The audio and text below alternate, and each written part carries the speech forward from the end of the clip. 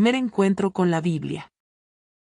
Cuando una persona se interesa en un libro cualquiera, se fija ante todo en su título. Después abre el libro y revisa el índice de temas. Luego indaga sobre el nombre del autor. Y finalmente da un vistazo a las páginas. Y si le interesa la obra, la compra para leerla detenidamente. Mediante una serie de videos, queremos hacer algo similar en este canal con la Biblia, el libro más importante del mundo. En este video nos detendremos en el título, y enseguida veremos la forma en que está organizado este libro. En otro video nos fijaremos en el autor. Más tarde, analizaremos las vicisitudes por las que ha atravesado a través del tiempo, y finalmente nos detendremos en cada libro, tratando de compenetrarnos con el mensaje de sus páginas. El título. La Biblia ha recibido varios nombres desde que fue escrita. En tiempos de Jesús, se le llamaba la Escritura o las Escrituras. Después ha venido recibiendo otros nombres, como libros santos, libros sagrados, sagradas letras, o palabra de Dios. Sin embargo, los nombres más usuales parecen ser Biblia, Santa Biblia o Sagrada Biblia. ¿Qué significa eso de Biblia? El origen de la expresión Biblia se remonta al segundo libro de los Macabeos, en donde se llama a las Escrituras, en griego, Biblia Taalla, que significa los libros santos. Pronto la forma común entre los cristianos fue llamar a las Escrituras simplemente Tabiblia, es decir, los libros. Parece ser que fue San Clemente de Alejandría, en el siglo II, el primero en emplear el término Tabiblia para referirse a las Sagradas Escrituras. Biblia es el plural neutro del término griego biblion, que significa libro, entonces Biblia significaría libros. A partir del siglo XIII comenzó a emplearse como singular latino, Biblia, forma en la que lo usamos nosotros ahora. El que Biblia signifique libros, no puede ser más adecuado, porque la Biblia, en realidad no es un libro, sino un conjunto de libros, los libros por excelencia. El índice.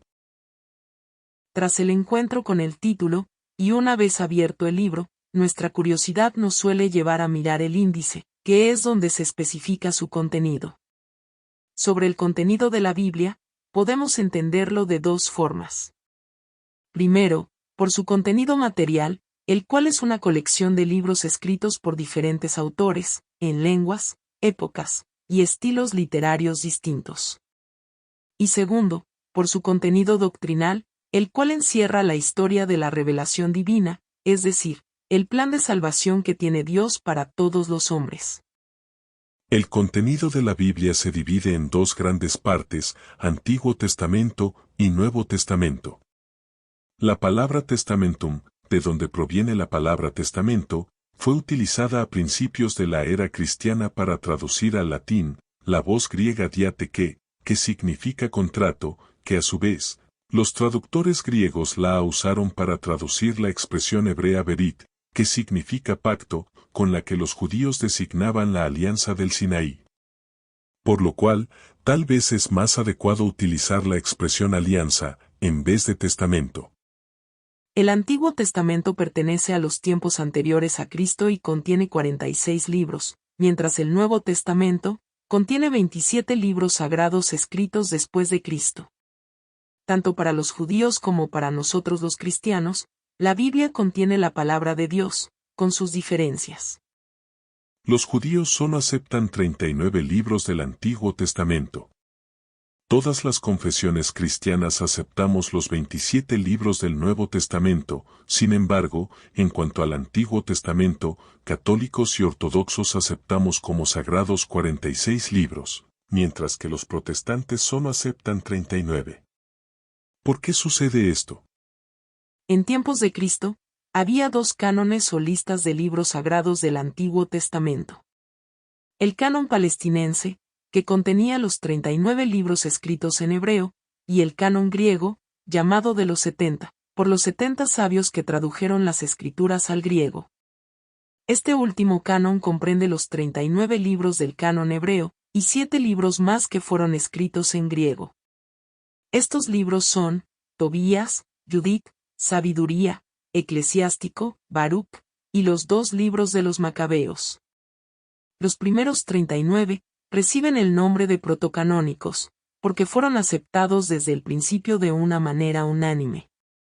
Los 7 restantes se les llama deuterocanónicos, porque fueron aceptados como sagrados más tarde, después de algunas discusiones sobre su inspiración divina.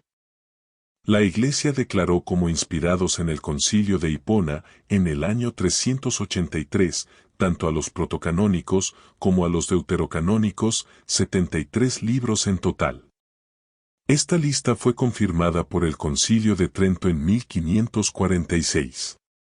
Judíos y protestantes decidieron aceptar el canon palestinense, mientras que católicos y ortodoxos aceptamos el canon griego. Los libros de cada testamento se pueden agrupar de acuerdo a su contenido o género literario. En tiempos de Jesús, los judíos clasificaban los libros del Antiguo Testamento, en la ley, los profetas y los otros escritos. Nosotros los clasificamos en Pentateuco, libros históricos, libros proféticos y libros sapienciales. El Pentateuco está compuesto por los 5 primeros libros de la Biblia, Génesis, Éxodo, Levítico, Números y Deuteronomio. Los judíos llaman al Pentateuco ley o Torá. Algunos autores colocan los libros del Pentateuco dentro de los libros históricos. El grupo de los libros históricos está compuesto por 16 títulos. Josué, Jueces, Ruth, primer y segundo libro de Samuel, primer y segundo libro de los Reyes, primer y segundo libro de Crónicas, Esdras, Nehemías, Tobías, Judith, Esther, y primer y segundo libro de los Macabeos. Los judíos llamaban a los libros de Josué, Jueces, Samuel y Reyes, profetas anteriores, ya que en ellos se narra la historia de los profetas Elías, Eliseo y Samuel. A los que nosotros llamamos libros proféticos, ellos los llamaban profetas posteriores. En la Biblia griega los libros de Samuel y de Reyes formaban una unidad y los llamaban los 4 libros de los Reyes. Del mismo modo los 2 libros de Crónicas formaban uno solo con Esdras y Nehemías, por considerar las obras del mismo autor. La Biblia griega y la Vulgata llaman a Crónicas con el nombre de Paralipómenos. Los libros sapienciales o didácticos son 7, Job, Salmos, Proverbios, Eclesiastés o Coelet, Cantar de los Cantares, Sabiduría, y Eclesiástico o Sirácides.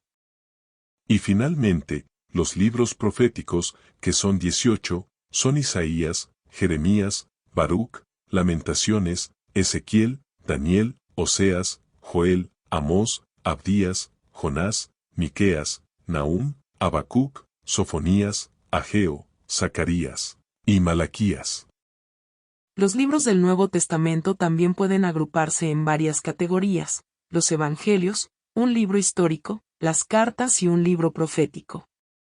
Los Evangelios presentan los hechos, las palabras, los milagros y la pasión y muerte de Jesucristo, desde el punto de vista de 4 autores, llamados evangelistas: Mateo, Marcos, Lucas y Juan. Solo hay un libro histórico, el libro de los Hechos de los Apóstoles, aunque en ocasiones, se coloca a los Evangelios dentro de esta clasificación. Las cartas son 21 en total, que se pueden subdividir en 2 grupos, 14 cartas paulinas, y las 7 cartas católicas.